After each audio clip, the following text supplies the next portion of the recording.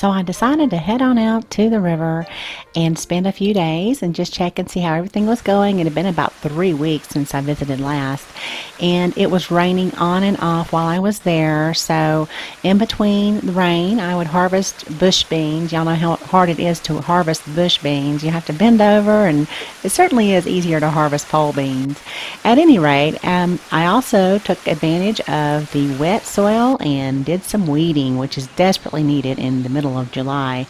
There was crabgrass all over the back garden. So I'm just showing you here some of the different piles of crabgrass I pulled up.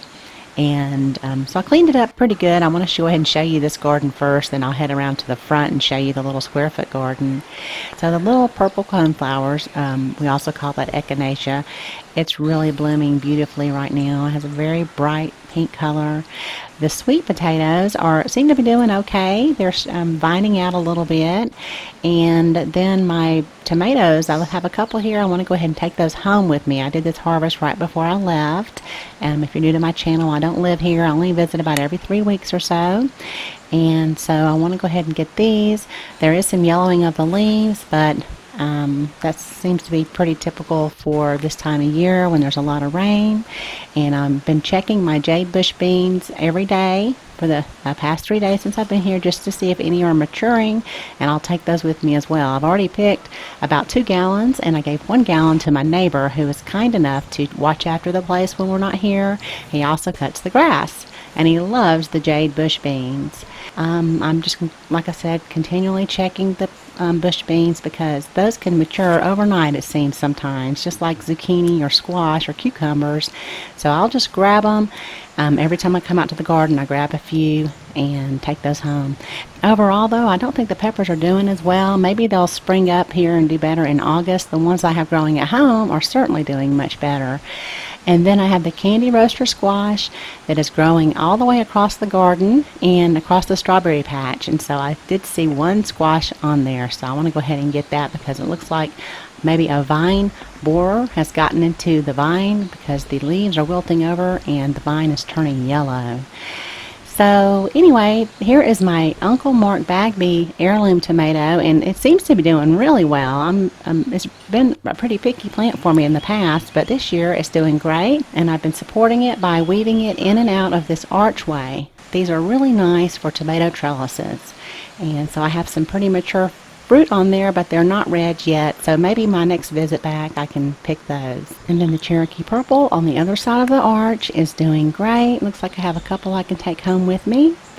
And now one of the things I did behind the archway here, I have some herbs, and I had an oregano plant in the corner here, and it was huge. It was way overgrown, so I cut all of that back. As a matter of fact, this big pile here, most of that is the oregano plant. It just got too out of hand. And then my Brussels sprout plant, something has been enjoying it, not me. It is completely devoured, the leaves are, but it does show a few Brussels sprouts on there, so I'll leave it in the garden just to see what happens. And I'm trying to spray to treat for different kind of bugs I have in my garden right now. I have some beetles, and I have the worms on the Brussels sprout plant.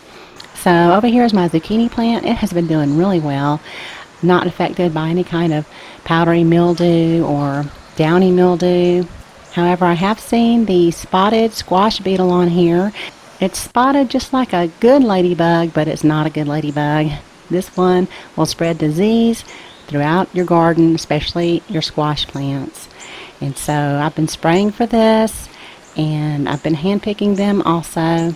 So it looks like they're dead though, because I sprayed right when I got here and I noticed the problem. And then at the beginning of July, I actually was able to harvest a couple of zucchinis here, and I just grilled those. That's probably my favorite way to enjoy zucchini, is just grilled with a little bit of thyme, some olive oil, some salt and pepper. That's just the perfect way to eat it to me. And then in the front here is the white swan echinacea, looking really pretty. Next to it, I have some greasy beans growing right up the little archway here, and some are mature and ready to be picked, and I'll leave some on here for my next trip. They're not quite filled out yet, so I went ahead and picked these. I probably got about a pound off of the arch there. So those are some of my favorite beans. They do have to be strung, so it takes a little bit of time to prepare them. Now around in the front, the square foot garden is looking really nice. I did do a lot of cutting back in here as well because I couldn't even really get into the garden when I showed up, and it's amazing how fast things will grow almost overnight and just take over your garden. So I cut back a lot of echinacea and mint, and so here in the front bed I have my dill growing, and I use these dill heads to make dill pickles in the summer. We love dill pickles, and I'll have to show you that recipe soon.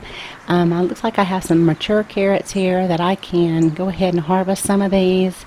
This one that I harvested first, well, it's a little curved at the end because I think this particular carrot was supposed to be one of those real long ones, and I don't normally plant those in my square foot garden bed. There's only probably about 6 inches of soil here. So, and then I have a lot of jade bush beans. This is where I picked most of my bush beans. I'm still checking them.